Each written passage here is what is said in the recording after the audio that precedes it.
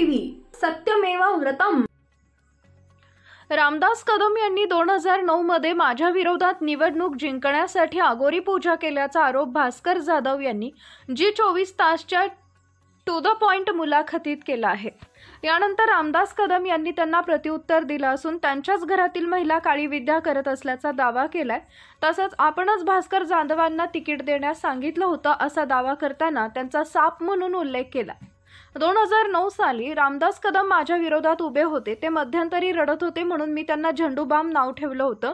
गुहागरमध्ये ते ज्या ठिकाणी थांबले होते ते माझ्या नातेवाईकांचं घर होतं। त्यांनी मला रामदास कदम यांच्याकडे कुणीतरी बाबा येत असून रात्रभर थांबून नंतर परत सकाळी येत असल्याचं सांगितलं। माझ्या नातेवाईकांचं घर असल्यानं मी तिथं गेलो तर होम हवन बाबा होते, पण मीच निवडून आलो। माझ्या घराच्या बाहेर लिंब टाचण्या लावलेल्या होत्या। आमचा वॉचमन धावत आला। मी त्याला म्हटलं सरबत करून पिऊ, आईनं मला तसं काही करू नको असं सांगितलंय। भास्कर जाधव हे स्वतः प्रसिद्धीसाठी उद्धव ठाकरेंना खुश करण्यासाठी खोटं बोलत आहेत।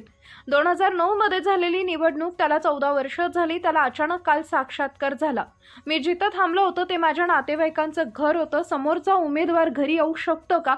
आले होते तर पोलिसांना का बोलवलं नाही? कायद्याचा आधार का घेतला नाही? ते अशिक्षित आहेत का याचं उत्तर देणार का? प्रसिद्धी मिळवण्यासाठी आणि माझी बदनामी करण्यासाठी हा प्रयत्न सुरू आहे। एकतर बाप दाखवा किंवा श्राद्ध घाला, हे धादांत खोटं असून यात तिळमात्र सत्यता नाही असा दावा रामदास कदम यांनी केलाय। उलट भास्कर जाधवच काळी विद्या करत आहेत असा आरोपही त्यांनी केला। आमच्या खेडमधील घेरा पालगड इथं एक गाव आहे, तिथं एक विष्णू भगत होता। भास्कर जाधवांच्या घरातील एक महिला खेडच्या काँग्रेसच्या अध्यक्षाला सोबत घेऊन गोणीत लिंब नारळ घेऊन त्याच्या ठिकाणी जाऊन माझ्या विरोधात तांत्रिक विद्या करत होत्या। माझ्याकडे अनेक पुरावे आहेत। विष्णू भगत आता या जगात नाही, पण त्याचा भाऊ तो काँग्रेसचा अध्यक्ष यांना मीडियासमोर उभा करेन। मी महिलेचं नाव घेत नाही कारण ती संस्कृती नाही, पण ती भास्कर जाधव यांच्या कुटुंबातील आहे। कोकणात नारायण राणे मला बदनाम करण्यासाठी त्यांनी हा एककलमी कार्यक्रम आखलाय अशी मी तुळजाभवानीची शपथ घेऊन सांगतो।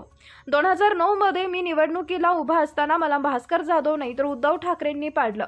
शिवसेनेच्या एका नेत्याला सुपारी दिली होती। आमचे नातू साहेब यांना उभं केलं की राहिले ते माहीत नाही।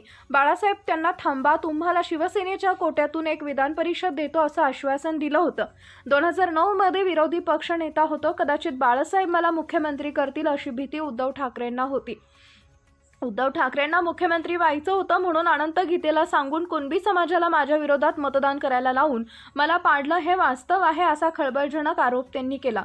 भास्कर जाधवांची मला पाडायची काय अवकात आहे? मीच त्यांना तिकीट द्यायला लावलं। मी मोठी मदत केली, पण ते साप आहेत, किती दूध पाजलं तरी विष ओकतात अशी टीका त्यांनी केली आहे।